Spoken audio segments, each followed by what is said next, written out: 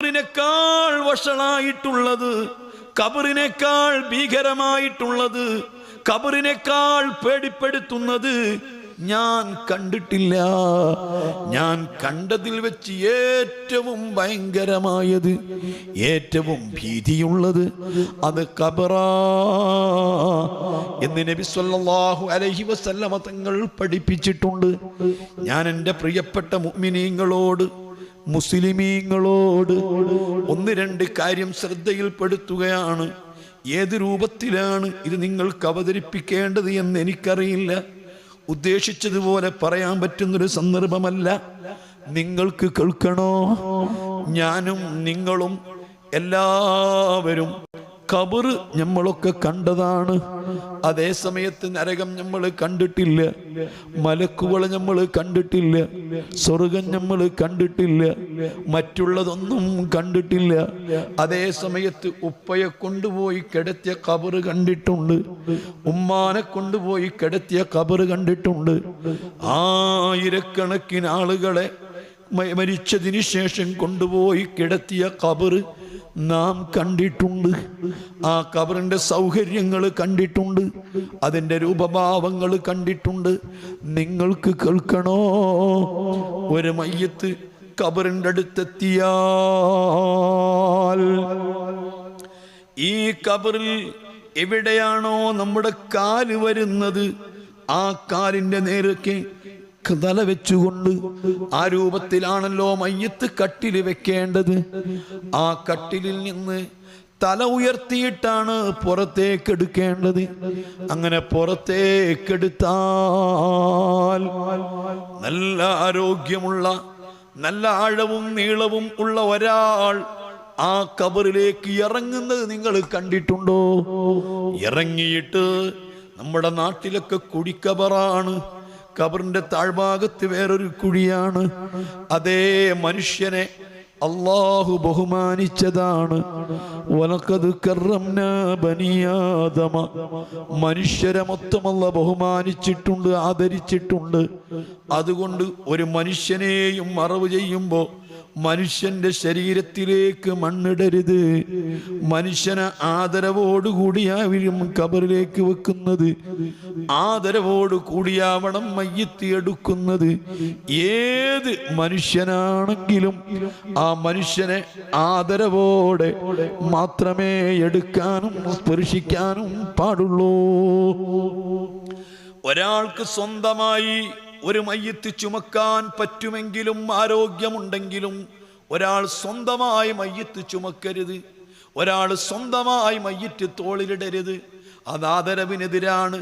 വളരെ ഭവ്യതയോടെ, ബഹുമാനത്തോടെ ആവണം മയ്യത്തിനെ തൊടുന്നതും ചുമക്കുന്നതും ഇറക്കുന്നതും. മയ്യത്ത് കൊണ്ടുപോകുമ്പോൾ വളരെ സ്പീഡിലാണ് കൊണ്ടുപോകേണ്ടത്. പക്ഷേ മയ്യത്ത് കൊണ്ടുപോകുന്ന സമയത്ത് കട്ടില ഇങ്ങനെ ഇളകിയിട്ട് ശബ്ദമുണ്ടാവരുത്. കട്ടില ഇളകിയിട്ട് മയ്യത്ത് ഇങ്ങനെ ഇളകിക്കൊണ്ടിരിക്കരുത്. വളരെ അതപോടെ കൊണ്ടുപോകണം, വളരെ സ്പീഡിൽ കൊണ്ടുപോകണം. സ്പീഡിൽ കൊണ്ടുപോകുമ്പോഴും ആ മയ്യത്തിന് ഇളക്കം തട്ടരുത് എന്നല്ലേ ബഹുമാനപ്പെട്ട അയിമ്മത്ത് നമ്മെ പഠിപ്പിച്ചത്. അങ്ങനെ ആ ഖബറിന്റെ പിറകിൽ വെച്ചിട്ട് ആഴമുള്ള ആരോഗ്യമുള്ള ഒരാള് ആ ഖബറിലേക്ക് ഇറങ്ങിയിട്ട് ആ ചുറ്റുഭാഗത്തുള്ള ആളുകൾ ഈ ഖബറിങ്ങനെ മൂടിക്കൊടുക്കേണ്ടതാണ്. ചില ആളുകൾ കാണാം, ഈ മയ്യത്ത് ഇങ്ങനെ മൂടുമ്പോൾ ഇങ്ങനെ മനുഷ്യന്മാര് അവരെ തലക്കുമീതെ വെയിൽ കൊള്ളാതിരിക്കാൻ വേണ്ടി മൂടുമ്പോലെ മൂടുന്നു. അല്ല, ഈ മയ്യത്ത് കാണാതിരിക്കാനാണ് മൂടുന്നത്.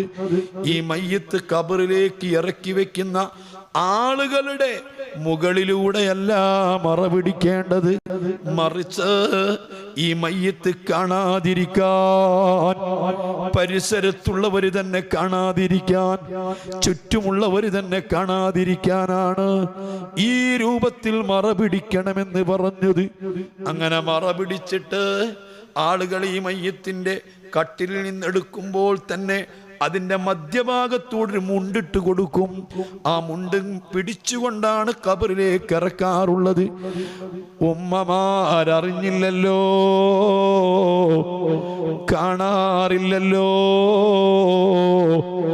എല്ലാ രംഗത്തും ഇന്ന് അതാ അത് ലൈവായിട്ട് ഫോട്ടോ എടുക്കുന്നു, ക്യാമറയിൽ പകർത്തുന്നു. എല്ലാ സ്ഥലത്തും ഇന്ന് ക്യാമറകളാ. ഒരു പുതിയ ആപ്പിള ഇറങ്ങുന്ന സമയത്ത് ക്യാമറയാണ്, പ്രാർത്ഥിക്കുന്ന സമയത്ത് ക്യാമറയാണ്, ഭക്ഷണം കഴിക്കുന്ന സമയത്ത് ക്യാമറയാണ്, പള്ളിയിലാണെങ്കിലും ക്യാമറയാണ്, എല്ലാം ഫോട്ടോ എടുക്കുകയാണ്. എന്നാൽ സത്യത്തിൽ ഫോട്ടോ എടുക്കേണ്ടത് ഈ രംഗമല്ലേ? ഇതിന് അർത്ഥം നാളെ മുതൽക്ക് ഖബറിലേക്ക് മയ്യത്തിറക്കി വെക്കുമ്പോൾ ആളുകൾ ക്യാമറയുമായി ഫോട്ടോ എടുക്കണമെന്നല്ല, തെറ്റിദ്ധരിക്കണ്ട. അതേ സമയത്ത് കാണേണ്ടതും ഓർക്കേണ്ടതും അതാണ്. സുബ്ഹാനല്ലാഹ്, ഈ മയ്യത്ത് ഖബറിലേക്ക് ചരിച്ചുകൊണ്ടാണ് ഇറക്കുന്നത്. അതിനെ നിവർത്തി മലർന്നു കിടക്കാൻ സൗകര്യമില്ല. ചരിച്ചാണ് ഖബറിൽ മയ്യത്ത് വെക്കേണ്ടത്. എന്തിനാണ്? കിബിലയിലേക്ക് നേരെയാണ് മയ്യത്ത് തിരിച്ചു കിടത്തേണ്ടത്. മയ്യത്ത് ഖബറടക്കി കഴിഞ്ഞാൽ ഒരുവിധം കാര്യത്തിനൊന്നും മയ്യത്ത് പിന്നെ തുറക്കാൻ പാടില്ല. അതും ആദരവിനെതിരാണ്. വളരെ നിർബന്ധമായ സാഹചര്യത്തിൽ മാത്രമേ മയ്യത്ത് ഖബർ തുറക്കാൻ പാടുള്ളൂ. ഒന്ന്, എന്തെങ്കിലും സമ്പത്ത് അതിൽ കൊഴിഞ്ഞു വീണുപോയി, പേഴ്സ് വീണുപോയി, മൊബൈല് വീണുപോയി, അല്ലെങ്കിൽ അതുപോലെ വിലപിടിപ്പുള്ള വസ്തുക്കൾ വീണുപോയി, അതിൻ്റെ ഉടമക്കാരൻ അത് കിട്ടാതെ സമ്മതിക്കുന്നില്ല, അത് കിട്ടണമെന്ന് നിർബന്ധം പിടിക്കുകയാണെങ്കിൽ അതിനു വേണ്ടി ഖബർ മാന്താവുന്നതാണ്, തുറക്കാവുന്നതാണ്. മറ്റൊന്ന്, ഒരു മയ്യത്ത് കിബിലക്ക് നേരെയാണ് തിരിച്ചു കടത്തിയതെന്ന് ഉറപ്പില്ലാതിരുന്നാൽ, എല്ലാ മുസ്ലിമീങ്ങളും വളരെ ശ്രദ്ധിക്കേണ്ട വിഷയമാണത്. നമ്മുടെ നാട്ടിലും നമ്മുടെ മഹല്ലുകളിലുമൊക്കെ ഒരുപക്ഷെ ഖബർ കുഴിക്കുന്നത് വേണ്ടതുപോലെ വിവരമുള്ളവരാവണമെന്നില്ല, അവരത്ര ശ്രദ്ധിച്ചിരിക്കണമെന്നില്ല. പക്ഷേ ഓരോരുത്തരും ചിന്തിക്കണം, ഖബർ കുഴിക്കുന്നത് കിബില കൃത്യമായി കിബിലയുടെ നേരെയാവണേ. ചില പള്ളിക്കാട്ടിന് നമ്മൾ ചെന്നാൽ ആ പള്ളിയുടെ കിബിലയും അവിടുത്തെ ഖബറിന്റെ കിബിലയും വ്യത്യാസപ്പെടുന്നത് നമുക്ക് കാണാം. മക്കളെ, ഉണ്ടാവരുത്. അള്ളാഹുവിന്റെ റസൂൽ വളരെ കൃത്യമായി പഠിപ്പിച്ചിട്ടുള്ളതാണ്. കിബിലക്ക് നേരെയാണ് നമ്മുടെ മയ്യത്ത് കിടത്തേണ്ടത്. കിബിലക്ക് നേരെയല്ല ഒരു ഖബറിൽ മയ്യത്ത് കിടത്തിയതെന്ന് ബോധ്യം വന്നാൽ, ആ മയ്യത്ത് കമിഴ്ന്നു പോയിട്ടുണ്ട്, അല്ലെങ്കിൽ മയ്യത്ത് മലർന്നു പോയിട്ടുണ്ട്, കിബിലക്ക് നേരെയല്ല ചെരിഞ്ഞു കിടക്കുന്നത് എന്ന് ഉറപ്പാകുന്ന സമയം ആ മയ്യത്തിനെ ദ്രവിച്ചിട്ടില്ല എങ്കിൽ ആ മയ്യത്തിന്റെ ഖബർ തുറന്ന് കിബിലക്ക് നേരെ തിരിച്ചു കിടത്തണമെന്ന് മസ്അലയുള്ളതാണ്. അഇമ്മത്തി എഴുതിയതാ. അത് വല്ലാത്തൊരു ഐഡന്റിറ്റിയാണ്. ഓരോ ദിവസവും ആയിരക്കണക്കിന് ആളുകൾ മരിക്കുന്നു, ആയിരക്കണക്കിന് ആളുകൾ ഖബറടക്കം ചെയ്യുന്നു. ഈ ഖബറടക്കം ചെയ്യുന്ന ആളുകളൊക്കെ മുസ്ലിമീങ്ങളാ, സ്വാലിഹീങ്ങളാ എന്ന് തിരിച്ചറിയാനുള്ള ഐഡിയ ആണ് കിബിലക്ക് നേരെ തിരിച്ചു കിടത്തൽ കേട്ടോ. ഈ ഇടക്കൊന്ന് പറഞ്ഞോട്ടെ, സുബ്ഹാനല്ലാഹ്,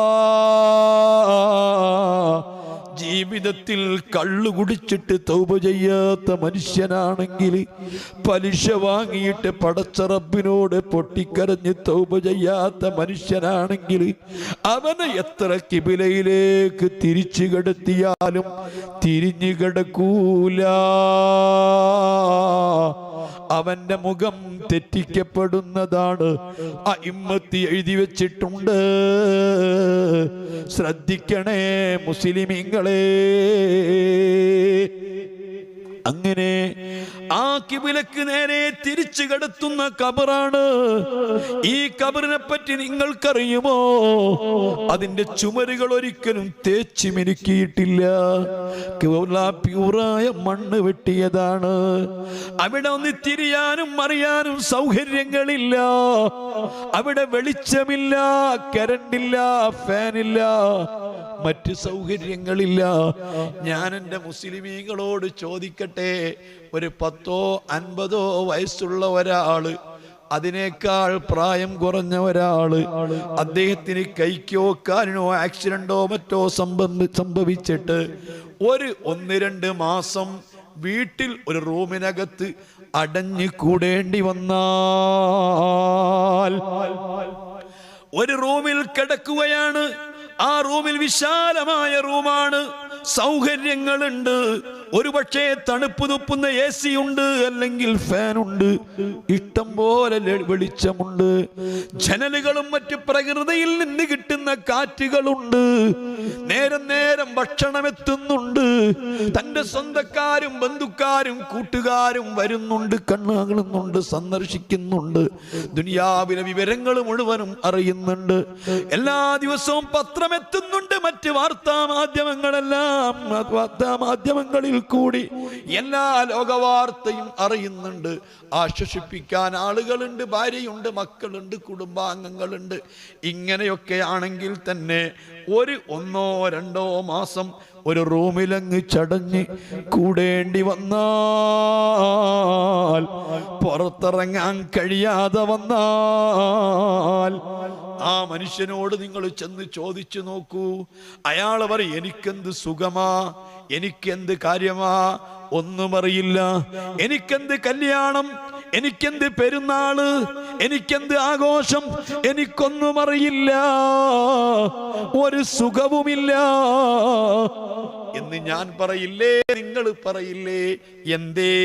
ഈ കുറഞ്ഞ സമയം, കുറഞ്ഞ ദിവസം ഈ റൂമിൽ തന്നെ ചടഞ്ഞു കൂടേണ്ടി വന്നതാ. അതേ സമയത്ത് പുറത്തുള്ള വിവരങ്ങളെല്ലാം അറിയുന്നുണ്ട്, എല്ലാവരും വന്ന് കാണുന്നുണ്ട്, എല്ലാം ആവശ്യ വസ്തുക്കളും തന്റെ മുൻപിലെത്തുന്നുണ്ട്. അതേ സമയത്ത് മോനെ, നിന്റെ ഉപ്പ ഖബറിൽ കിടക്കാൻ തുടങ്ങിയിട്ട് കാലം എത്രയായി? നിന്റെ പ്രിയപ്പെട്ട കൂട്ടുകാരൻ ഖബറിൽ കിടക്കാൻ തുടങ്ങിയിട്ട് കാലം എത്രയായി? സുബ്ഹാനല്ലാഹ്, പ്രകൃതിയിൽ നിന്ന് കിട്ടുന്ന വെളിച്ചം പോലും അടച്ചു വെച്ചിരിക്കുകയാ, ഒരു കാറ്റ് പോലും അങ്ങോട്ട് കടക്കുന്നില്ല. ആ ഇരുളടഞ്ഞ ഖബറില് ആണെങ്കിലോ ഈ വല്ലാത്ത ഇടുക്കമുള്ള ഖബറാ. ആ ഖബർ എത്ര കാലമായി കിടക്കുന്നു, ആരും ബന്ധപ്പെടുന്നില്ല, വിവരങ്ങൾ അറിയുന്നില്ല. സുബ്ഹാനല്ലാഹ്, ആ രൂപത്തിലുള്ള ഖബറിലേക്ക് അങ്ങ് ഇറക്കി വെച്ചിട്ട് നിങ്ങൾ ശ്രദ്ധിച്ചിട്ടുണ്ടോ മുസ്ലിമീങ്ങളെ? നമ്മൾപ്പെട്ട പല ആളുകളും മയ്യത്തിന്റെ അടുത്ത് ഹാജരായാല് ചില ആളുകളൊക്കെ മയ്യത്ത് കണ്ടുകൊണ്ട് പെട്ടെന്ന് തിരിച്ചു പോരുന്നു. വളരെ കുറഞ്ഞ ആളുകൾ നിസ്കരിക്കുന്നത് വരെ പള്ളിയിൽ തങ്ങുന്നു. നിസ്കാരം കഴിഞ്ഞാൽ ഒട്ടുമിക്ക ആളുകളും പിരിഞ്ഞു പോരുന്നു. അല്ലാഹുവിന്റെ റസൂൽ പറഞ്ഞു, മഹദി ബീവി ആയിഷ റളിയല്ലാഹു അൻഹാ റിപ്പോർട്ട് ചെയ്ത ഹദീസിൽ കാണാം, ഈ മയ്യത്തിന്റെ ആത്മാവ് കിടന്ന് പൊട്ടിക്കരയുന്ന ഒരു സമയമാണ്. ജീവിച്ചിരിക്കുന്നവർ മരിച്ചവരെ മറക്കുമെന്നറിയാം, ഉപ്പാനെ മറക്കുമെന്നറിയാം, ഭാര്യയെ മറക്കുമെന്നറിയാം, എത്ര പ്രിയപ്പെട്ടവരും പ്രിയപ്പെട്ടവനെ മറക്കുമെന്നറിയാം. ഈ കൂട്ടത്തിൽ പലരും മരിച്ചു പോയവരില്ലേ? ഉപ്പമാര് മരിച്ചു പോയവരില്ലേ? ഉമ്മമാര് മരിച്ചു പോയവരില്ലേ? സ്വന്തം കൂട്ടുകാര് മരിച്ചുപോയ പലരുമില്ലേ? ആ മരിച്ചവരെ കുറിച്ച് നിങ്ങൾ എപ്പോഴെങ്കിലും ഓർത്തിട്ടുണ്ടോ? ഇന്ന് നേരം വെളുത്തതിന് ശേഷം നിങ്ങൾ അവരെ കുറിച്ച് ചിന്തിച്ചിട്ടുണ്ടോ? വേണ്ട. വർഷങ്ങളായി മരിച്ച ആളുകളെ പറ്റി ഏതാനും ദിവസങ്ങളോ ഏതാനും മാസങ്ങളോ മാത്രമല്ലേ നമുക്ക് ഓർമ്മയിൽ വന്നുള്ളൂ. എത്ര പെട്ടെന്ന് മറന്നവരാ. എൻ്റെ പ്രിയപ്പെട്ട ഉപ്പ മരിച്ച സമയത്ത് മറക്കാൻ കഴിയുമെന്ന് എനിക്കറിയുമായിരുന്നില്ല. എൻ്റെ പ്രിയപ്പെട്ട ഉപ്പ മരിക്കുന്ന സമയത്ത് ഞാൻ ലക്ഷദ്വീപില. ആഴ്ചകൾ കഴിഞ്ഞാ ഞാൻ തിരിച്ചെത്തിയത്. ഞാൻ പലപ്പോഴും ഓർത്തു പോകാറുണ്ട്, എന്തൊരനുഗ്രഹമായിരിക്കും അള്ളാഹു എന്നെ കൊണ്ട് ഉദ്ദേശിച്ചത്. എൻ്റെ ഉപ്പയെങ്ങാനും മരിക്കുന്നിടത്ത് ഞാനുണ്ടെങ്കിൽ ഇതുപോലെ സമാധാനത്തോടെ പിടിച്ചു നിൽക്കാൻ പറ്റുമെന്ന് തോന്നിയില്ല. പക്ഷേ അത്രക്കും പ്രിയപ്പെട്ട രൂപത്തിലാണ് എൻ്റെ ഉപ്പ എന്നെ വളർത്തിയിരുന്നത്, എൻ്റെ ഉപ്പ എന്നെ പഠിപ്പിച്ചിരുന്നത്, എൻ്റെ ഉപ്പ എനിക്ക് സ്നേഹം തന്നിരുന്നത്, എൻ്റെ ഉപ്പ എന്നെ പിടിച്ചുയർത്തിയിരുന്നത്. എല്ലാ ചെറിയ കിതാബുകളും എൻ്റെ ഉപ്പ എന്നെ ഓതി പഠിപ്പിച്ചതാ, കാലച്ചെറുപ്പം മുതൽക്ക് തന്നെ പഠിപ്പിച്ചതാ. ആ ഉപ്പാനെ മറക്കാൻ കഴിയുമെന്ന് ഞാൻ ഓർത്തിരുന്നില്ല. പക്ഷേ ആരാണ് ഇന്ന് ഓർക്കുന്നത്? എപ്പോഴാണ് ഉപ്പയെ പറ്റി ഓർക്കുന്നത്? മറക്കാത്തവരുണ്ടോ? ഏത് ഭാര്യയാണ് ഭർത്താവിനെ മറക്കാത്തത്? ഏത് ഭർത്താവാണ് ഭാര്യയെ മറക്കാത്തത്? ഏത് മാതാപിതാക്കളാ മക്കളെ മറക്കാത്തത്? ഏത് മക്കളാ മാതാപിതാക്കളെ മറക്കാത്തത്? ഇങ്ങനെ ഏത് മരിച്ചവർ ജീവിച്ചവരും മരിച്ചവരെ മറക്കുമെന്ന് എനിക്കറിയാം. പക്ഷെ ഇത്ര പെട്ടെന്ന് മറക്കുമെന്ന് ഓർത്തില്ല. എൻ്റെ ഖബറൊന്നു കാണാൻ, എൻ്റെ വീടൊന്നു കാണാൻ, എന്നെ ഒന്ന് വീട്ടിൽ കൊണ്ടു കിടത്താൻ, എൻ്റെ സൗകര്യങ്ങളൊന്ന് വിലയിരുത്താൻ എൻ്റെ കൂട്ടുകാർക്കായില്ലല്ലോ. എൻ്റെ ഉറ്റവർക്കും ഉടയവർക്കും സമയം കിട്ടിയില്ലല്ലോ എന്ന് പറഞ്ഞ് മയ്യത്തിൻ്റെ ആത്മാവ് പൊട്ടിക്കരയുമെന്ന് ഹബീബായ റസൂലുള്ളാഹി സ്വല്ലല്ലാഹു അലൈഹി വസല്ലമ തങ്ങൾ പറഞ്ഞിട്ടുണ്ട്. ആ നിലയ്ക്ക് ഈ ഖബറിലേക്ക് അങ്ങ് ഇറക്കി കിടത്തിയിട്ട് ഈ തലക്കുഭാഗത്തുള്ള കെട്ടടിക്കുന്നതാണ്. ഉമ്മമാരെ, നിങ്ങൾ മയ്യത്ത് ചുമന്നു കൊണ്ടുപോയിട്ടില്ല, നിങ്ങൾ മയ്യത്ത് പള്ളിയിൽ കൊണ്ടുപോയിട്ടില്ല, നിങ്ങൾ മയ്യത്ത് കബറടക്കുന്നത് കണ്ടിട്ടില്ല. കണ്ടവരോട് ചോദിച്ചുകൂടെ? ഏത് മയ്യത്തും കബറിലേക്ക് ഇറക്കി കഴിഞ്ഞാൽ തലക്കുഭാഗത്തുള്ള കെട്ടഴിക്കുന്നതാ. ഒരാൾ സ്ത്രീകളാണെങ്കിൽ ആ സ്ത്രീകളെ തൊട്ടാൽ ഒതുമുറിയാത്തൊരു പുരുഷൻ, മെഹ്റം തന്റെ തൊട്ടാൽ ഒതുമുറിയാത്തൊരു പുരുഷൻ ആ കബറിലേക്ക് ഇറങ്ങിയിട്ട് തലക്കുഭാഗത്തുള്ള കെട്ടടിച്ചിട്ട് തന്റെ മുഖത്തിന്റെ ഭാഗത്തുനിന്ന് കഫം തുണി നീക്കിയിട്ട് അല്ലാ ഒരിക്കൊരുള്ള മണ്ണെടുത്തിട്ട് ആ മണ്ണ് വെള്ളം ചേർത്തി കുഴച്ചിട്ട് ഒരു തലയിണ പോലെ ഉരുട്ടിയിട്ട് ഈ മയ്യത്തിന്റെ കവളിന്റെ താഴ്ഭാഗത്ത് വെക്കുന്നു.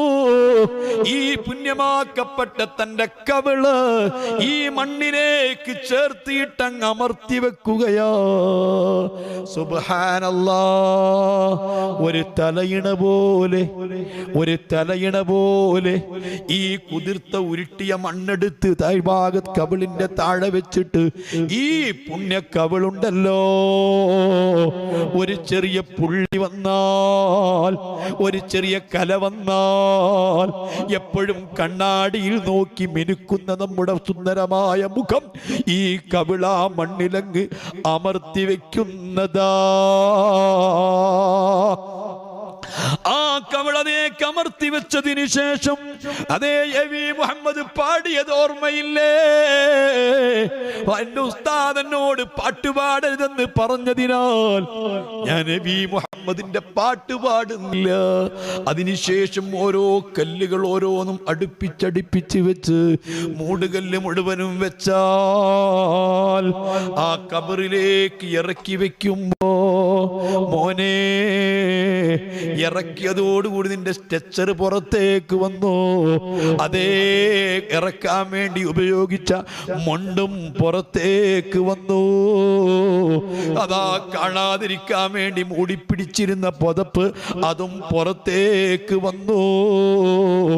എന്താണ് ആ കബറിന്റെ കൂടെ, നിന്റെ മയ്യത്തിന്റെ കൂടെ കബറിലേക്ക് കൊണ്ടുപോയതറിയോ? നമ്മുടെ ഹബീബായ മുഹമ്മദുർ റസൂലുള്ളാഹ് റസൂലുള്ളാഹി സ്വല്ലല്ലാഹു അലൈഹി വസല്ലമ തങ്ങൾ പറയുന്നു, മയ്യത്ത് വീട്ടിൽ നിന്നിറങ്ങിയപ്പോ ഉറ്റവരാ മയ്യത്തിന്റെ കൂടെ പോയിരുന്നു, ഒരു സ്ട്രെച്ചർ കൂടെ പോയിരുന്നു, ഒരു പുതപ്പ് കൂടെ പോയിരുന്നു, ഒരു മുണ്ട് കൂടെ പോയിരുന്നു. അതെല്ലാം തിരിച്ചു വന്നു.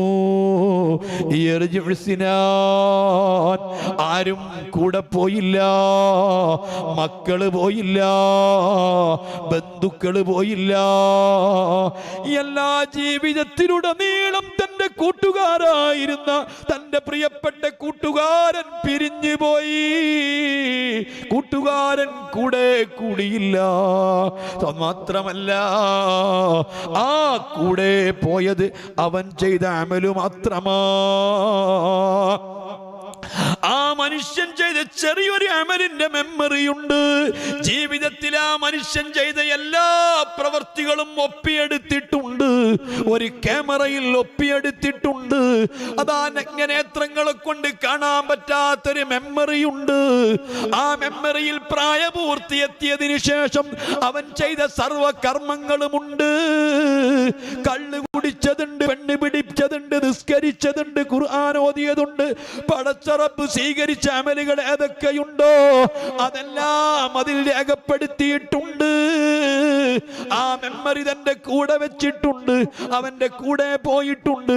അതിനുശേഷം മൂടുകല്ലുകൾ വെച്ചുകൊണ്ട് ഓരോ ഹോളുകളും കൃത്യമായി മണ്ണ് കൊണ്ടടച്ചിട്ട് ചുറ്റുഭാഗത്തും നിൽക്കുന്ന ആളുകൾ മിൻഹാ ഖലഖ്നാകും വഫിയാ നുഈദുകും വമിൻഹാ നുഖ്രിജുകും തറതൻ നുഖ്റാ. മിൻഹാ ഖലഖ്നാകും എന്ന് പറഞ്ഞതിന്റെ അർത്ഥം മണ്ണിൽ നിന്ന് നിങ്ങളെ സൃഷ്ടിച്ചിരിക്കുന്നു എന്നല്ല, അത് തെറ്റിദ്ധരിച്ചതാ. അങ്ങനെയല്ല. മിൻഹാ ഖലഖ്നാകും, ഇതിൽ നിന്നു നിങ്ങളെ നാം പടച്ചു. ഓരോ മനുഷ്യൻ ഇതിൽ നിന്ന് നിങ്ങളെ പടച്ചു. വഫിഹാ, ഇതിലേക്ക് തന്നെ നിങ്ങളെ മടക്കും. വമിൻഹാ നുഖ്രിജുകും താറതൻ നുഖ്റാ, ഈ മണ്ണിൽ നിന്നു തന്നെ നിങ്ങളെ പുറത്തു കൊണ്ടുവരും. ഈ മണ്ണിൽ നിന്നു പടച്ച നിങ്ങളെ ഇതിലേക്ക് തന്നെ നാം മടക്കിയില്ലേ, ഇനി ഇതിൽ നിന്നു തന്നെ നാം പുറത്തു കൊണ്ടുവരും എന്നർത്ഥം വരുന്ന ആയത്ത് മോദിയിട്ട് ഈ പരിസരത്തുള്ളവർ മുഴുവനും മണ്ണിടുകയാ.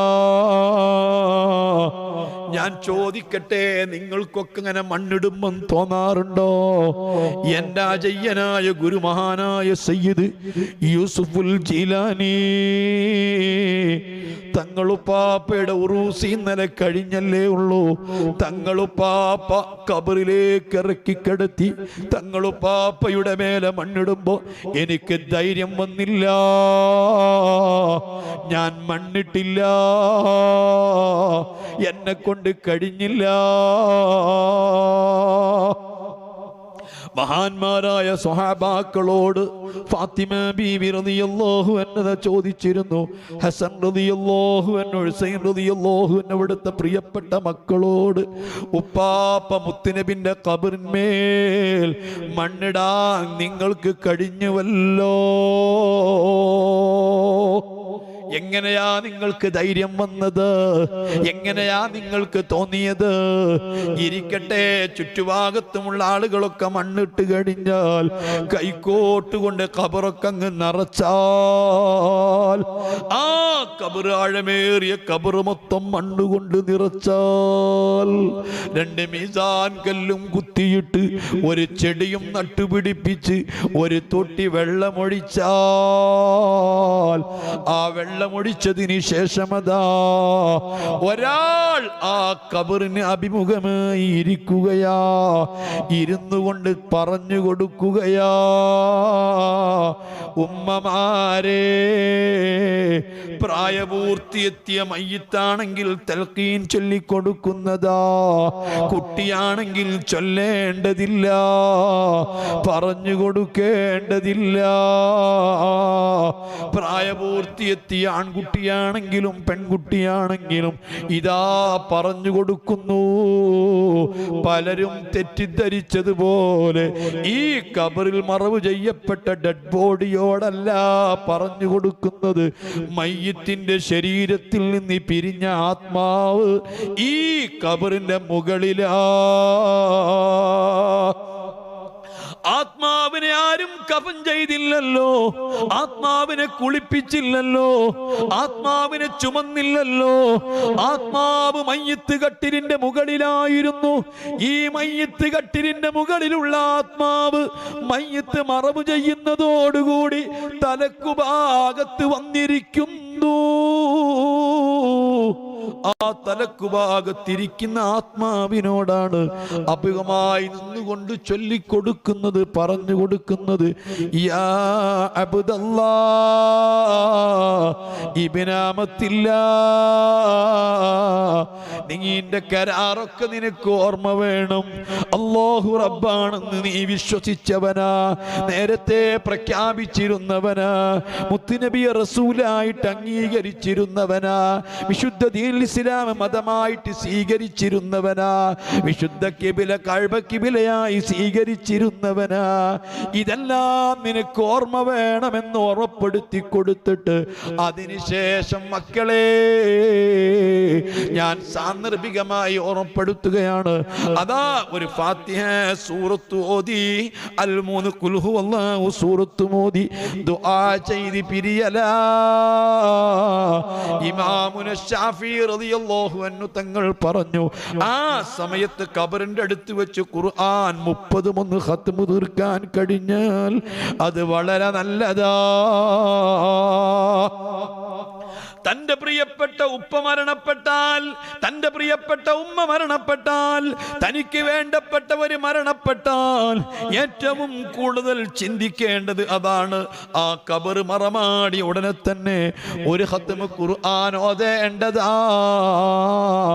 അങ്ങനെ ഖുർആൻ ഓതി ദുആ ചെയ്താൽ ആരും പിരിഞ്ഞു പോരുകയാ. ഒരു ഉപ്പയും മകന്റെ അടുത്ത് നിൽക്കുന്നില്ല, ഒരു മകനും ഉപ്പാന്റെ അടുത്ത് നിൽക്കുന്നില്ല, ഒരു ഭർത്താവും തന്റെ ഭാര്യന്റെ അടുത്ത് നിൽക്കുന്നില്ല. എന്റെ ഉപരിയപ്പെട്ട ഭാര്യക്ക് ആദ്യ രാത്രിയാ, ജീവിതത്തിൽ ഒരിക്കലും ഒറ്റക്ക് കിടന്ന് പരിചയമില്ല, ഒരു വീട്ടിൽ ഒറ്റക്ക് തങ്ങിയിട്ടില്ല, വലിയ പേടിയുള്ള ആളാ, കൂട്ടം തെറ്റിപിരിയാതെ ജീവിക്കുന്നവരാ. ഇന്നിവരെ ഒരു വീട്ടിൽ ഇതുവരെ തനിച്ചു കിടന്നിട്ടില്ല. എന്റെ ഭാര്യ വല്ലാത്ത പേടിയുള്ളവളാ, എന്റെ ഉപ്പ വലിയ പേടിയുള്ളവനാ. അതുകൊണ്ട് എന്നത്തെ രാത്രിയെങ്കിലും, ആദ്യത്തെ രാത്രിയെങ്കിലും എന്റെ പ്രിയപ്പെട്ട ഉപ്പക്ക് പേടിക്ക് ഞാനന്ന് കൂടെ നിൽക്കുന്നു എന്ന് ഇന്ന് വരെ ഒരു മകനും ചിന്തിച്ചിട്ടില്ല, ഒരാളും ചിന്തിക്കലില്ല. ആ ഖബറിന്റെ അടുത്ത് നീയായി നിന്റെ പാടായി എന്നും പറഞ്ഞ് പിരിഞ്ഞു പോരലാ. ഞാൻ ചോദിക്കുന്നു മക്കളെ, ആരെങ്കിലും പിന്നങ്ങനെ ചിന്തിക്കലുണ്ടോ? എന്റെ മറവ് ചെയ്യപ്പെട്ട ഉപ്പാന്റെ ഇപ്പോഴത്തെ അവസ്ഥ എന്താണ്? ഉപ്പ ഇപ്പോൾ അനുഭവിക്കുന്നത് എന്താണ്? ഉപ്പയുടെ സ്ഥിതി എന്താണ് എന്ന് ചിന്തിക്കുന്ന എത്ര മക്കൾ കൂട്ടത്തിലുണ്ട്? അല്ലെങ്കിൽ ഏതെങ്കിലും ഒരു മയ്യിത്ത് അടക്കം ചെയ്തതിനു ശേഷം പിരിഞ്ഞു പോരുമ്പോ ഇത് ചിന്തിക്കുന്ന വല്ലവരുമുണ്ടോ? അതേ സമയത്ത് നിങ്ങൾക്ക് കേൾക്കണോ, മഹാനായ ഇബ്രാഹീം ഇബ്നു അദ്ഹം റളിയല്ലാഹു അൻഹു, ഇബ്രാഹിം അദ്ഹം റളിയല്ലാഹു അൻഹു തങ്ങൾ ഏറ്റവും കൂടുതൽ ഒറ്റക്ക് ചെന്നിരിക്കാറുള്ളത് മക്ബറകളിലാണ്. ഈ പള്ളിക്കാട്ടിൽ ഒറ്റക്ക് ചെന്നിരിക്കുമായിരുന്നു. ബഹുമാനപ്പെട്ടവരോട് ചോദിക്കപ്പെട്ടാൽ ഏറ്റവും കൂടുതൽ ആള് കൂടുന്ന സ്ഥലം ഏതാണെന്ന് ചോദിച്ചാൽ പള്ളിക്കാട്ടിലേക്ക് ചൂണ്ടിക്കാണിക്കുമായിരുന്നു. ഞാൻ ചോദിക്കുന്നു, നിങ്ങളെ മഹല്ലത്തിലെ ശ്മശാനം എവിടെ എന്ന് എനിക്കറിയില്ല. എത്ര ആളുകളാണ് അവിടെയുള്ളത്? നിങ്ങളെ മഹല്ലത്തിൽ ഇപ്പോൾ ജീവിച്ചിരിക്കുന്ന ആളുകളെക്കാൾ കൂടുതൽ ഉള്ളത് ശ്മശാനങ്ങളിലല്ലയോ? എത്ര ആളുകളാ!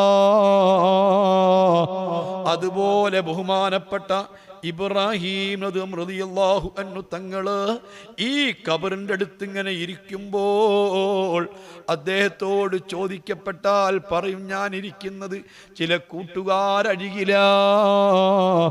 ഈ എഴുന്നേറ്റ് പോയാൽ അവര് എന്നെപ്പറ്റി ഒന്നും പറയില്ല. ജീവിച്ചിരിക്കുന്ന രണ്ടിൽ കൂടുതലോ കൂട്ടുകാരരികിൽ നിന്ന് എഴുന്നേറ്റ് പോന്നാൽ ഒരുപക്ഷെ എഴുന്നേറ്റ് പോയ കൂട്ടുകാരനെ കുറിച്ച് ഗീബത്ത് പറയുന്നുണ്ടാകും, അയാളെപ്പറ്റി നല്ലത് പറയുന്നുണ്ടാകും, പല അഭിപ്രായങ്ങൾ പറഞ്ഞുകൊണ്ട് പരസ്പരം കൈമാറുന്നുണ്ടാകും. അതേ സമയത്ത് മരിച്ച മക്ബറയിലുള്ള കബറാളികളെ കൂട്ടത്തുനിന്ന് കുറേ സമയം ഇരുന്ന് ഈ എഴുന്നേറ്റ് പോന്നാൽ അവര് ഒന്നും പറയില്ല. ഇബ്രാഹിം റളിയല്ലാഹു അൻഹു തങ്ങളൊരു മയ്യത്ത് ഇങ്ങനെ ചുമന്നു കൊണ്ടുപോവുകയാ. ധാരാളം ആളുകളോടൊന്നിച്ച് ഈ മയ്യത്ത് ഇങ്ങനെ ചുമന്നുകൊണ്ട് ബഹുമാനപ്പെട്ട തൻ്റെ തോളിൽ മയ്യത്ത് കട്ടിൽ വെച്ചിട്ടുണ്ട്. ആ സമയത്ത് മരണത്തെപ്പറ്റി ചിന്തിച്ചതാ. ഓരോ മനുഷ്യനും മരിക്കുന്ന സമയത്തുള്ള ഭീകരമായ കാര്യങ്ങൾ ചിന്തിച്ചതാ.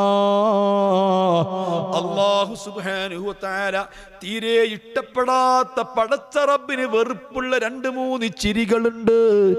അതിൽപ്പൊരു ചിരിയാണ് മയ്യത്തിന്റെ അടുത്ത് വെച്ച് ചിരിച്ചുകൂടാ.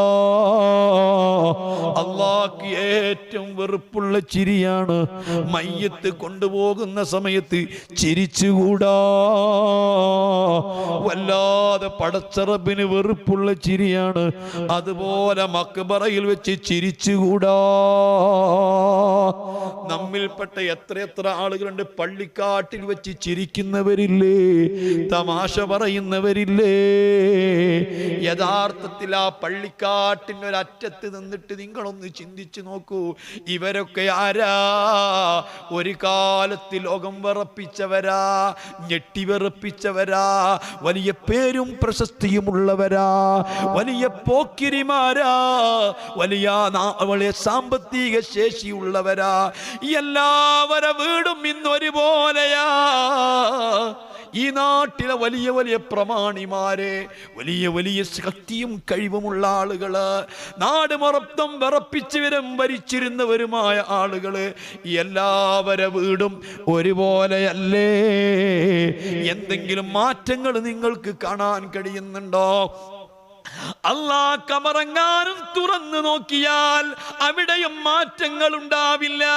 സമ്പന്നനാണെങ്കിലും കോടീശ്വരനാണെങ്കിലും ദരിദ്രനാണെങ്കിലും പാവപ്പെട്ടവനാണെങ്കിലും എല്ലാവരുടെ വീടും ഒരുപോലെ, എല്ലാവരുടെ കബറും ഒരുപോലെ, എല്ലാവരുടെ കഫൻ തുണിയും ഒരുപോലെ, മാറ്റങ്ങളില്ല.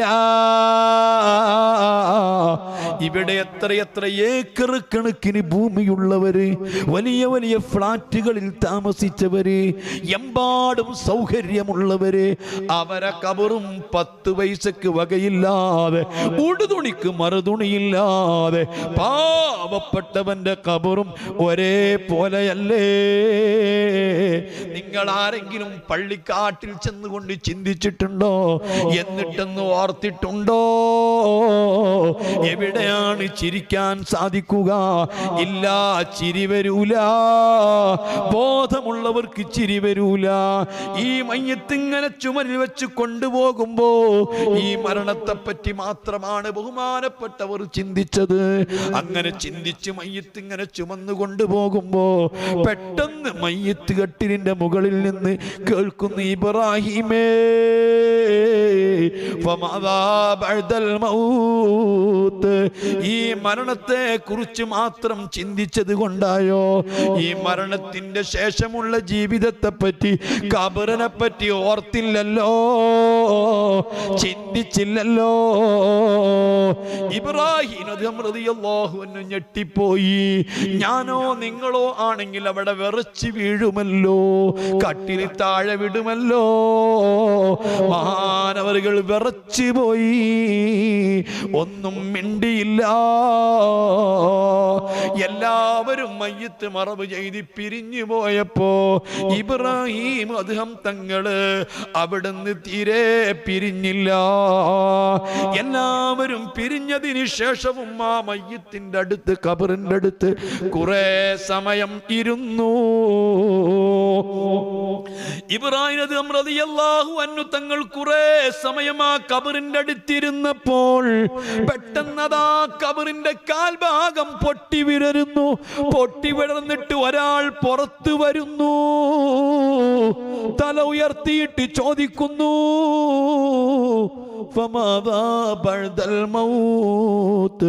ഇബ്രാഹിമേ, മരണത്തിന് ശേഷം നീ എന്തേ ചിന്തിക്കാതിരുന്നത്? കേവലം മരണം മാത്രം ചിന്തിച്ചത് കൊണ്ടായോ? മരണത്തിന് ശേഷം ഖബറിലെത്തിയിട്ടുള്ള കാര്യങ്ങളെപ്പറ്റി ചിന്തിച്ചില്ല. ഇബ്രാഹിം ചോദിച്ചു, നിങ്ങളാരാ?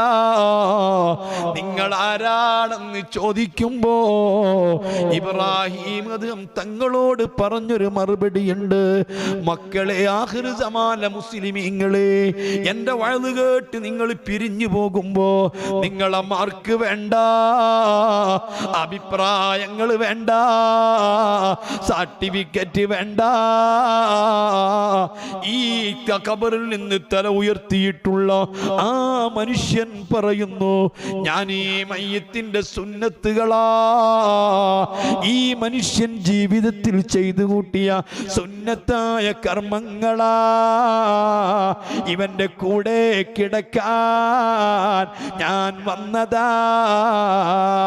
ഇരിക്കട്ടെ, ഞാൻ എൻ്റെ പ്രിയപ്പെട്ട മുസ്ലിമീങ്ങളെ, ആ മയ്യത്തെല്ലാം മറവ് ചെയ്തിട്ട് ആളുകളെല്ലാം പിരിഞ്ഞു പോന്നാൽ ബഹുമാനപ്പെട്ട ജാബിർ അബ്ദുല്ലാഹി ഇബ്നു മസ്ഊദ് റളിയല്ലാഹു അൻഹു തങ്ങൾ മുത്തുനബിയോട് ചോദിക്കുന്നത് നിങ്ങൾക്കറിയുമോ? ബഹുമാനപ്പെട്ട അബ്ദുല്ലാഹി ഇബ്നു മസ്ഊദ് റളിയല്ലാഹു അൻഹു ചോദിക്കുന്നു, അഖ്ബിർനി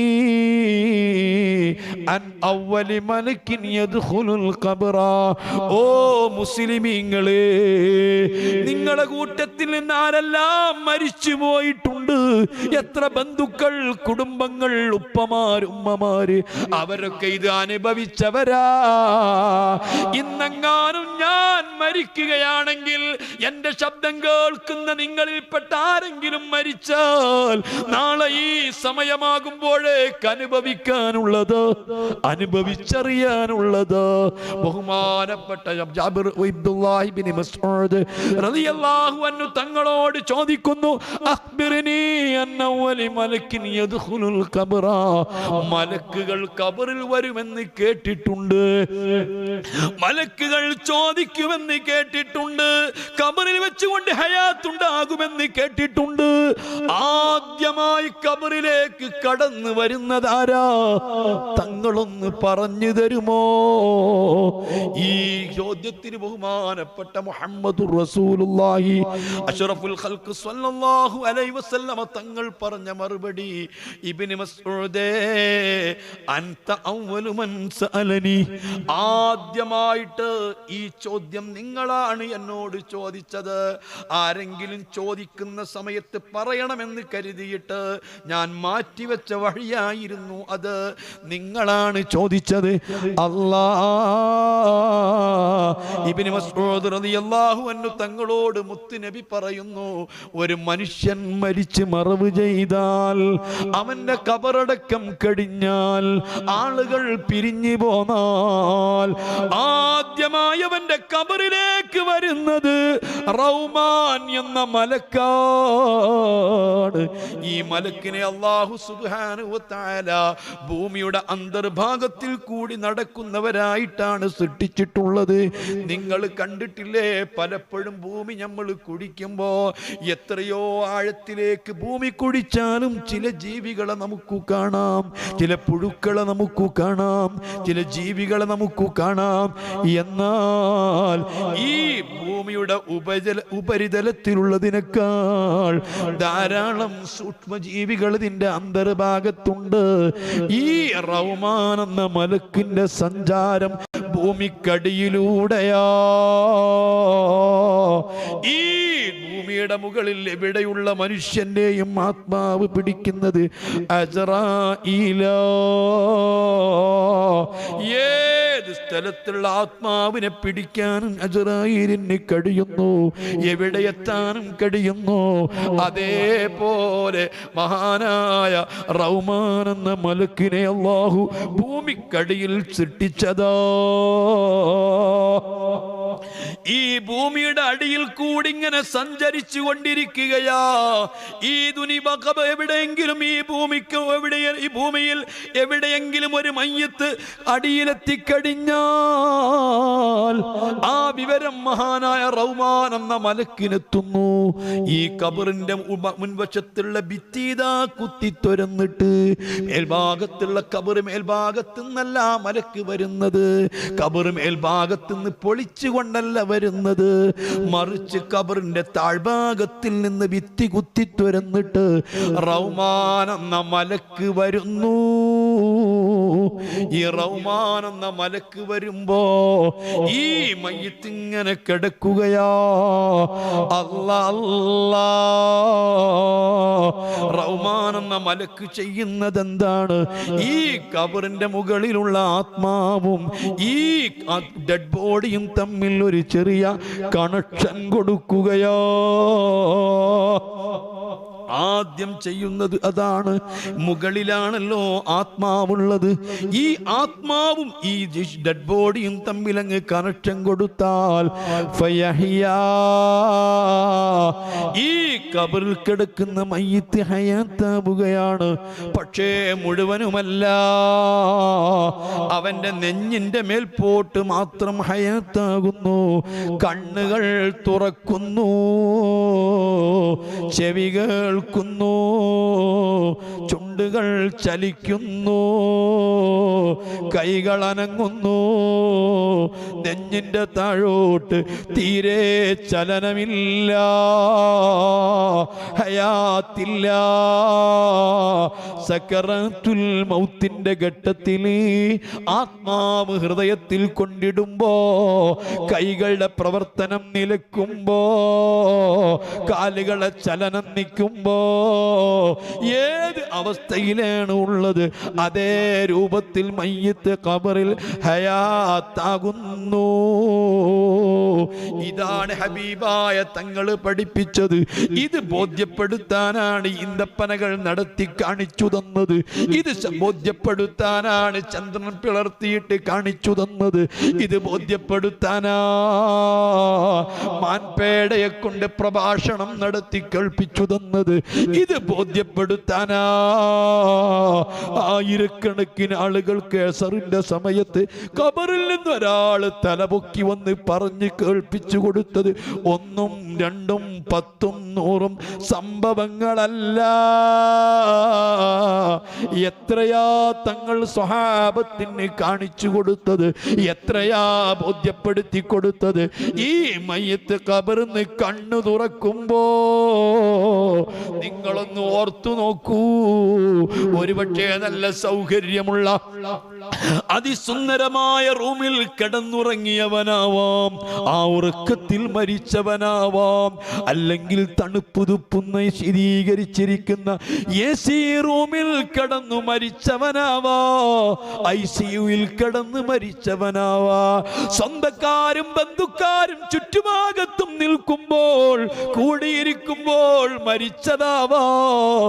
ഈ സമീപകാലത്ത് ഒരുപാട് പത്രം നിങ്ങൾ വായിച്ചില്ലേ? ഒരുപാട് വാർത്തകൾ പത്രത്തിലൂടെ അറിഞ്ഞില്ലേ? ഫുട്ബോൾ കളിച്ചുകൊണ്ടിരിക്കുന്ന സമയത്ത് കുഴഞ്ഞു വീണ് മരിച്ചത്, സിനിമ കണ്ടുകൊണ്ടിരിക്കുന്ന സമയത്ത് മരിച്ചത്, റിമോട്ട് കൊണ്ട് TV കൺട്രോൾ ചെയ്തുകൊണ്ടിരിക്കുമ്പോ ഇഷ്ടപ്പെടുന്ന സിനിമകൾ കണ്ടുകൊണ്ടിരിക്കുമ്പോൾ മരിച്ചത് നിങ്ങൾ അറിഞ്ഞില്ലേ? ഇങ്ങനെ ഏതെല്ലാം സമയത്ത് മരിച്ചതാവാം.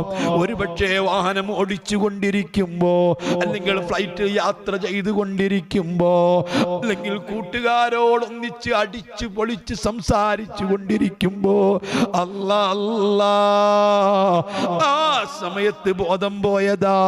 ആ ബോധം പിന്നെ തിരിച്ചു കിട്ടിയത് ഖബറിലെത്തിയപ്പോഴാ.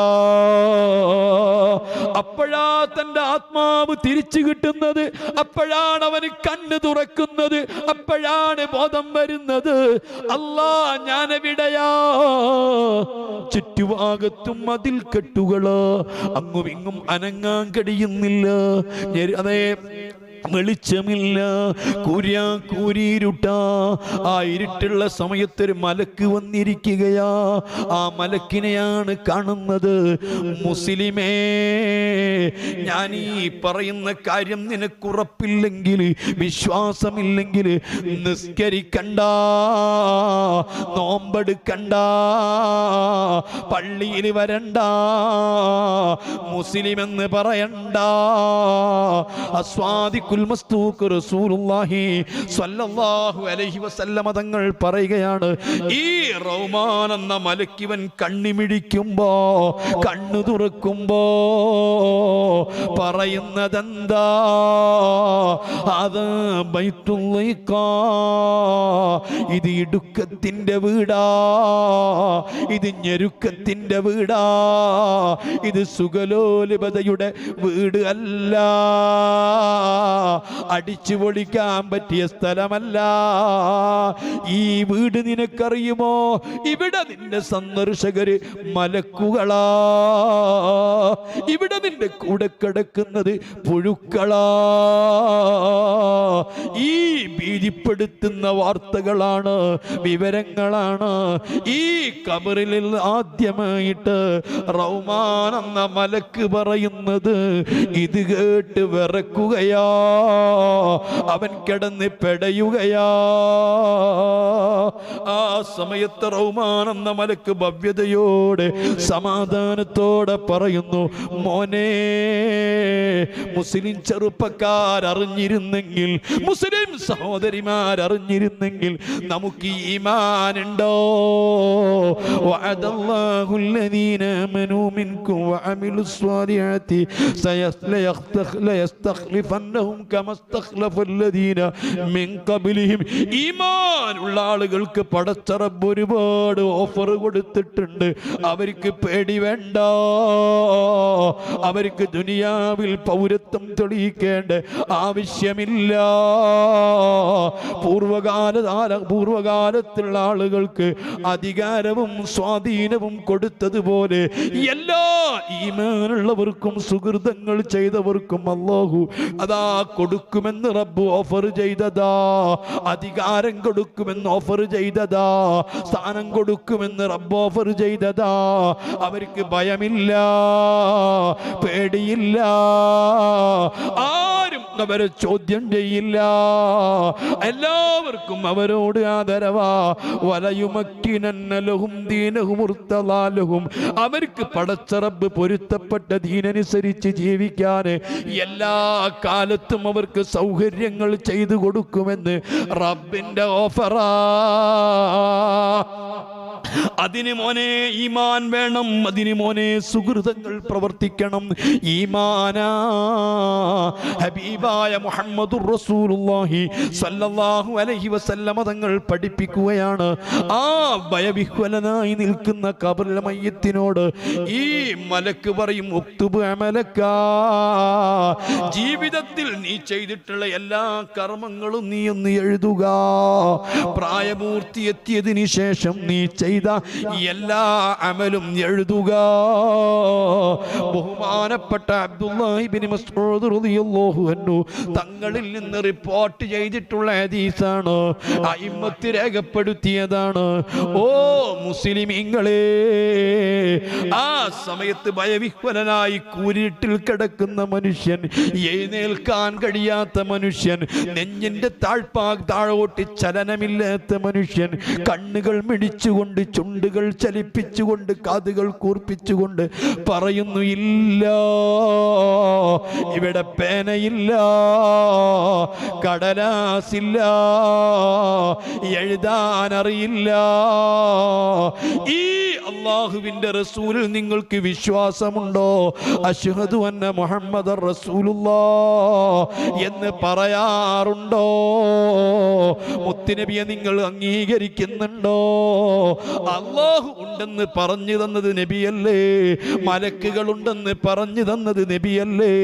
ഞാനും നിങ്ങളും ഓതിക്കൊണ്ടിരിക്കുന്ന ഖുർആൻ അല്ലാഹുവിന്റെ കലാമാണെന്ന് പറഞ്ഞു തന്നത് നബിയല്ലേ? ഈ നബിയല്ലേ നമുക്ക് നിസ്കാരം പഠിപ്പിച്ചു തന്നത്? ഈ നബി പറഞ്ഞിട്ടല്ലേ നമ്മൾ നോമ്പെടുക്കുന്നത്? ഈ നബി പറഞ്ഞിട്ടല്ലേ ഇസ്ലാമിന്റെ സർവ്വ വിശ്വാസങ്ങളും ആചാരങ്ങളും ഉൾക്കൊള്ളുന്നത്? ഈ മുത്തുനബി പറയുകയാ, ദുനിയാവിൽ വെച്ച് എഴുതാൻ അറിയാത്തവനാണെങ്കിൽ പോലും, സാക്ഷരതയില്ലാത്തവനാണെങ്കിൽ പോലും അവിടെ വെച്ച് എഴുതുന്നതാ. ഈ മലക്ക് ഇവിടത്തെ കടലാസ് കഫം തുണിയാണ്, ഇവിടത്തെ നിന്റെ പേന നിന്റെ പെരൽ കൊടിയാണ്, ഇവിടത്തെ മഷി നിന്റെ ഉമിനീരാ. നിന്റെ ഉമിനീര് വിരൽ തുമ്പിൽ മുക്കിയിട്ട് കഫം തുണിയിൽ എഴുതുക. റൗമാൻ എന്ന മലക്ക് നിന്നെ ധരിപ്പിക്കപ്പെട്ട കഫൻ തുണിയിൽ നിന്ന് ഒരു കഷ്ണം മുറിച്ചെടുക്കുകയാ. മുറിച്ചിട്ട് നിന്റെ പേനന്റെ സ്വന്തം വിരൽ തുമ്പുകൊണ്ട് എഴുതുന്നതാ. ഇന്ന് രാവിലെ മുതൽക്ക് ഈ സമയം വരെ ഞാനും നിങ്ങളും പറഞ്ഞതെല്ലാം, ഞാനും നിങ്ങളും ചെയ്തതെല്ലാം, ഇന്ന് കാലത്ത് എഴുന്നേറ്റതിന് ശേഷം ഈ നിമിഷം വരെ പറഞ്ഞതും ചെയ്തതും നിങ്ങൾക്ക് ഓർമ്മയില്ലേ? ഇതെല്ലാം നമുക്ക് ഓർമ്മയിൽ വരുന്നുണ്ടല്ലോ. ഇതെല്ലാം എഴുതാൻ നമുക്ക് കഴിയുമല്ലോ.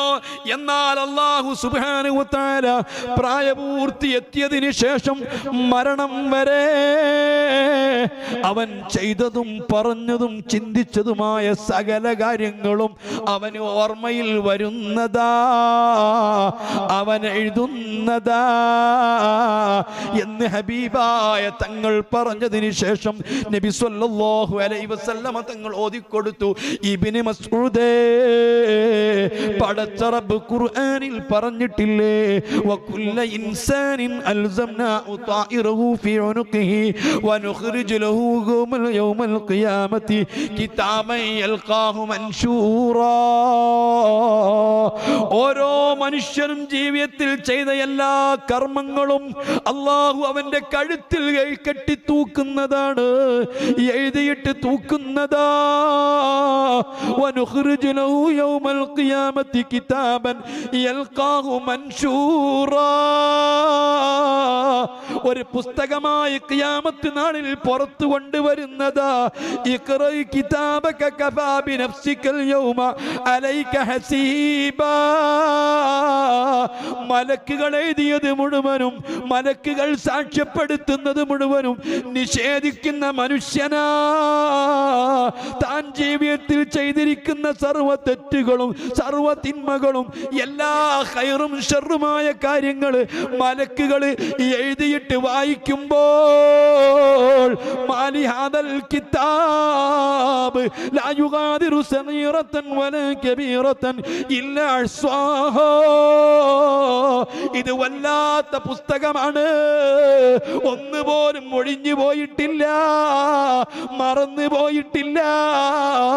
അങ്ങനത്തെ പുസ്തകം വായിച്ചുകൊണ്ട് മലക്കുകളെ പഴിചാരുമ്പോൾ ഇവര് വെറുതെ എഴുതിയതാ, ഞാനൊന്നും ചെയ്തിട്ടില്ല എന്ന് മനുഷ്യൻ പടച്ച റബ്ബിന്റെ മുൻപിൽ നിഷേധിക്കുമ്പോ അവനവന്റെ കൈപ്പട കൊണ്ട് എഴുതിയത് എടുത്തു കാണിക്കാനാ.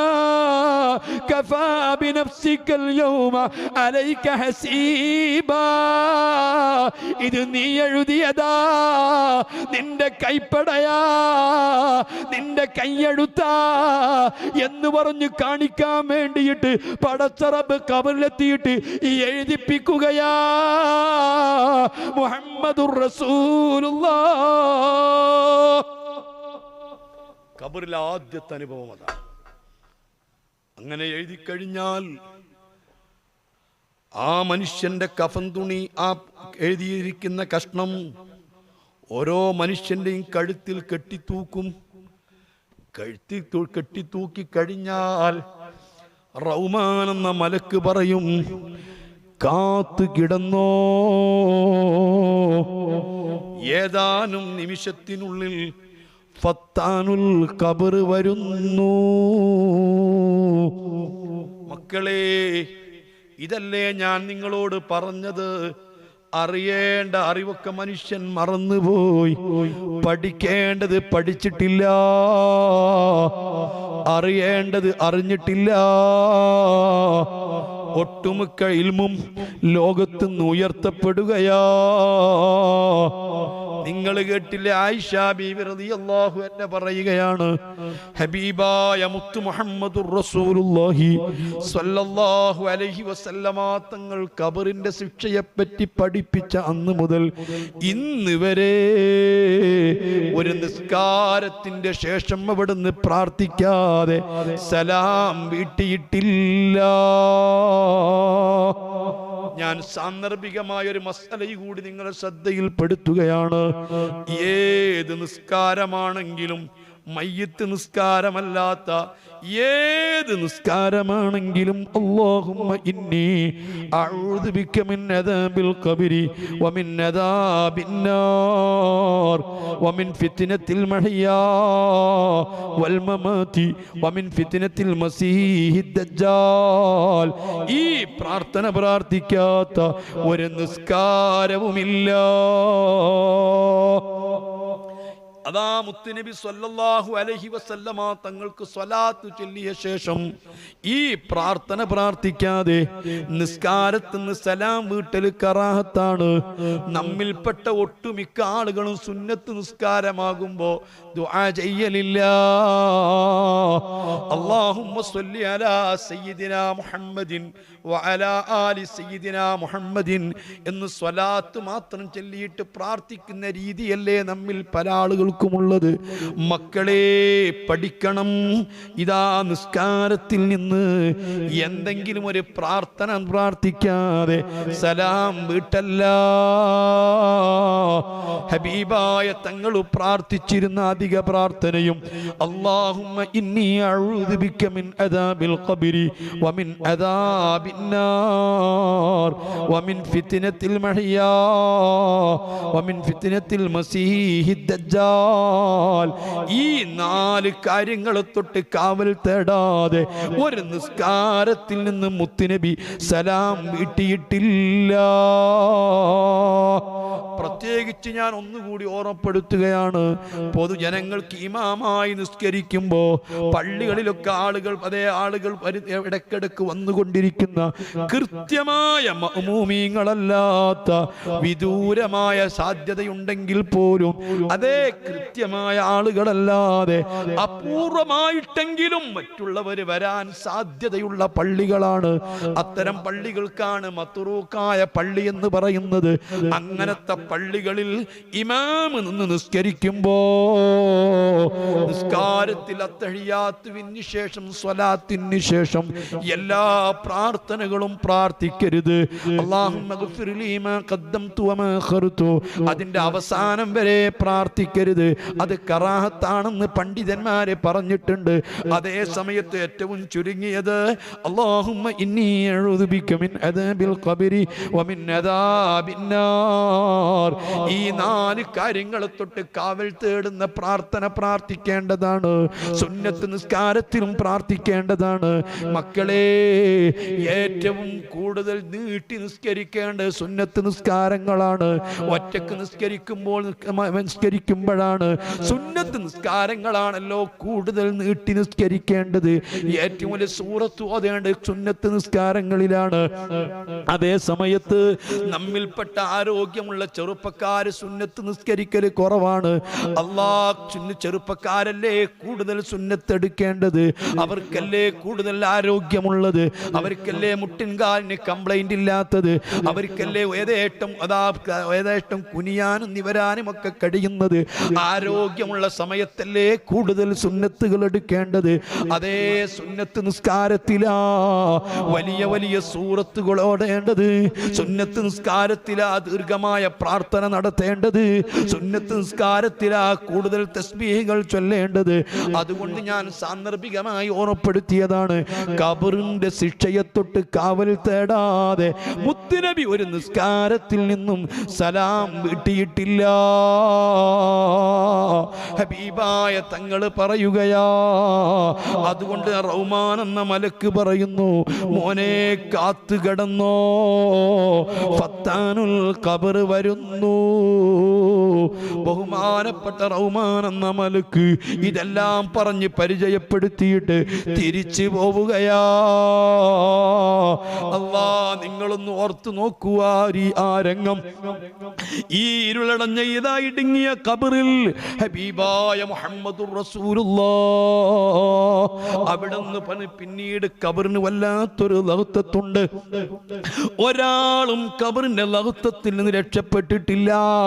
ലൗ നജാ അഹദും മിൻ ലഹ്തത്തിൽ ഖബരി, ഖബറിന്റെ ഇടുക്കത്തിൽ നിന്ന് ആരെങ്കിലും രക്ഷപ്പെടുകയാണെങ്കിൽ രക്ഷപ്പെടേണ്ടിയിരുന്നത് ലനജാ Saad ibn Muadh, Saad ibn Muadh രക്ഷപ്പെടേണ്ടിയിരുന്നു.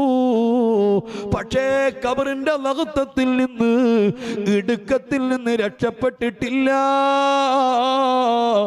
ഓ മുസ്ലിമീങ്ങളെ, ഖബറാകുന്ന മണ്ണറയിലേക്ക് ഞാൻ എത്തിയിട്ടല്ലേ ഉള്ളൂ. നിങ്ങൾക്ക് കേൾക്കണോ, ഹബീബായ മുഹമ്മദുർ റസൂലുള്ളാഹി സ്വല്ലല്ലാഹു അലൈഹി വസല്ലമ തങ്ങൾ ജീവിതത്തിൽ വളർത്തിയത് 4 പെൺകുട്ടികളെയാ. ഹബീബായ തങ്ങളുടെ ചെറുക്കുമ്പൻ ആൺകുട്ടികള്, തങ്ങൾക്ക് 3 ആൺകുട്ടികൾ പിറന്നിരുന്നു. അബ്ദുള്ള എന്ന് പറയുന്ന ഒരു കുട്ടിയുണ്ടായിരുന്നു, ഖാസിം എന്നു പേരുള്ള ഒരു കുട്ടിയുണ്ടായിരുന്നു, ഇബ്രാഹിം എന്നൊരു കുട്ടിയുണ്ടായിരുന്നു. റളിയല്ലാഹു അൻഹും അവരൊക്കെ ചെറുപ്പത്തിൽ തന്നെ വഫാത്തായി പോയതാ. അല്ലാഹുവിന്റെ റസൂൽ വളർത്തി വലുതാക്കിയിട്ടുള്ളത് 4 പെൺകുട്ടികളാ. അവിടുത്തെ മൂത്ത മകൾ മഹദിയായ ബീവി സൈനബ, രണ്ടാമത്തെ മകൾ ബീവി ഉമ്മു കുൽസൂമ, മൂന്നാമത്തെ മകൾ ബീവി റുഖിയ്യയാണ്, 4ാമത്തെ മകൾ ബീവി ഫാത്തിമയാ. അവിടുന്ന് വഫാത്താകുന്ന സമയത്ത് ജീവിച്ചിരിക്കുന്ന ഏക മകൾ മഹദി ബീവി ഫാത്തിമയാ. സ്വർഗത്തിലെ പെണ്ണുങ്ങളെ രാജാക്കന്മാര് നേതാക്കന്മാരെന്ന് പരിചയപ്പെടുത്തിയ 4 പെണ്ണുങ്ങളുണ്ട്. അതിലൊന്ന് മഹദി ബീവി ഫാത്തിമത്ത് ബിൻത് മുഹമ്മദ, ആസിയത്ത് ബിൻത് മുസാഹിബ, മറിയം ബിൻത് ഇമ്രാന, ഖദീജത്ത് ബിൻത് ഖുവൈലിദ. ഈ ഉമ്മത്തിൽ നിന്ന് ഖദീജ ബീവിയും ഫാത്തിമ ബീവിയുമാണ്. റസൂലുള്ളാഹിന്റെ 3 പെൺകുട്ടികൾ ജീവിതകാലത്ത് തന്നെ വഫാത്തായി ഉണ്ടായിട്ടുണ്ട്. അതിൽ മുത്തുനബിന്റെ മൂത്ത മകളാണ് ബീബി സൈനബ റളിയല്ലാഹു അൻഹാ. അവരാണ് 3 മക്കളിൽ നിന്ന് 3-ാമതായി മരണപ്പെട്ടത്. സൈനബ ബീവി മരണപ്പെട്ടപ്പോൾ റസൂലുള്ളാഹി സ്വല്ലല്ലാഹു അലൈഹി വസല്ലമ തങ്ങളെ പൊന്നുമോളാണ്, അവിടുത്തെ ആദ്യത്തെ കൺമണിയാണ്. റസൂലുള്ളാഹി സ്വല്ലല്ലാഹു അലൈഹി വസല്ലമ തങ്ങൾക്ക് പ്രിയപ്പെട്ട മകള് സൈനബ് മരണപ്പെട്ടപ്പോൾ സൈനബ ബീവിന്റെ മയ്യത്ത് കുളിപ്പിക്കാൻ നേതൃത്വം കൊടുത്ത പെണ്ണുങ്ങളോട് മുത്തുനബി പറഞ്ഞത് സഹീഹുൽ ബുഖാരിയിലുണ്ട്, സഹോദരിമാരെ, നിങ്ങൾ എന്റെ പൊന്നുമോളെ കുളിപ്പിക്കുമ്പോൾ നിങ്ങൾ എന്റെ പൊന്നുമോളെ വലഭാഗം കുളിപ്പിച്ചുകൊണ്ടു നിങ്ങൾ തുടങ്ങണം. എന്റെ പൊന്നുമോൾക്ക് വുളൂഇന്റെ അവയവങ്ങളൊക്കെ ആദ്യം നിങ്ങൾ കഴുകണം. എന്റെ പ്രിയപ്പെട്ട പൊന്നുമോള് സൈനബിന്റെ മുടി നിങ്ങൾ ചീകിക്കെട്ടുമ്പോ 3 ഇതളുകളായി നിങ്ങൾ മെടഞ്ഞിടണം എന്നൊക്കെ തങ്ങൾ നിർദ്ദേശം കൊടുത്തതാ. എന്നിട്ട് എന്റെ പൊന്നുമോളെ നിങ്ങൾ കുളിപ്പിച്ച് കഴിഞ്ഞാൽ എന്നെ ഒന്നറിയിക്കണേ. ഞങ്ങൾ അല്ലാഹുവിന്റെ റസൂലിന്റെ മകള് സൈനബിനെ മയ്യത്ത് കുളിപ്പിച്ചു തങ്ങൾ പറഞ്ഞതുപോലെ കുളിപ്പിച്ച് കഴിഞ്ഞപ്പോ തങ്ങളെ ഞങ്ങൾ അറിയിക്കുകയാണ്. അറിയിച്ചപ്പോൾ ഹബീബായ തങ്ങൾ സ്വല്ലല്ലാഹു അലൈഹി വസല്ലമ അവിടുന്ന് ധരിച്ചൊരു കുപ്പായം കൊണ്ടുവന്നിട്ട് എന്റെ പ്രിയപ്പെട്ട പൊന്നുമോളെ ശരീരത്തോട് ചേർത്തിയിട്ട് ഈ കുപ്പായം ധരിപ്പിക്കണേ.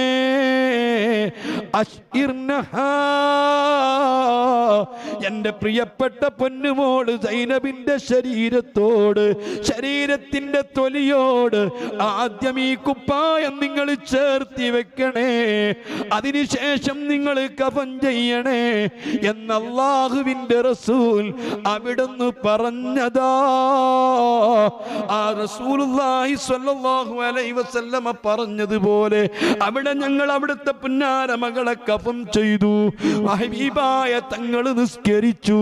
നിസ്കരിച്ചതിന് ശേഷം ഖബറിന്റെ അരികിലേക്ക് എടുത്തു. ഹബീബായ തങ്ങളും ഖബറിന്റെ സമീപത്തിരിക്കുന്നു. മഹദി ബീവി സൈനബിനെ ഖബറിലേക്ക് ഇറക്കി കിടത്തി. തങ്ങൾ സമീപത്ത് നോക്കിയിരിക്കുകയാ. സഹീഹുൽ ബുഖാരിയിൽ കാണാ ഖബറിന്റെ അടുത്ത് വടിയും കുത്തിപ്പിടിച്ചിരുന്നു എന്ന് റസൂലുള്ളാഹിനെ പറ്റി ഹദീസിന് തർജമ കൊണ്ടുവന്നത് ബുഖാരിയിലുണ്ട്.